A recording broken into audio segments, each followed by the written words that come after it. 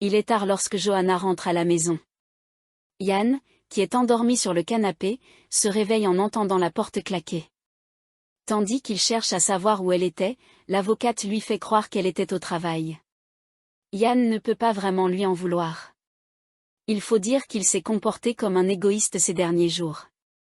Il lui présente donc ses excuses. Lorsque Johanna cherche à savoir s'il l'aime, Yann le lui confirme. Comme elle avait besoin de l'entendre, Johanna se love dans ses bras.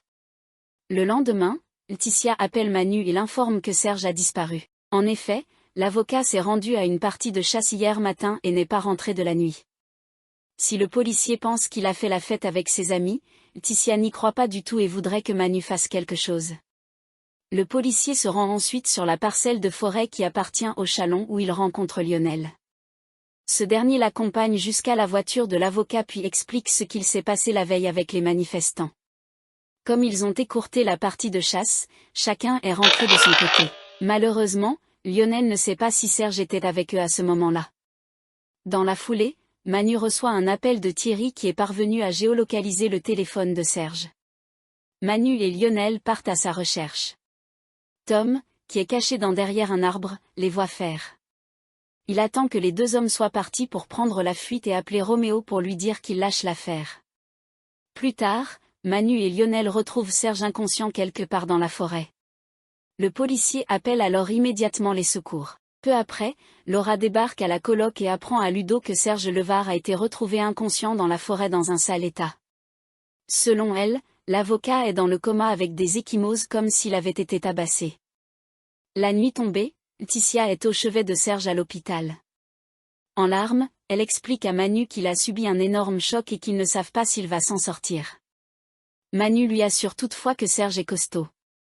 Cherchant à savoir ce qu'il faisait dans la forêt, Laetitia indique qu'il y était pour protéger un client. Quand le policier promet de retrouver le responsable, Laetitia s'effondre en larmes dans ses bras. Elliot découvre la vérité sur Muriel.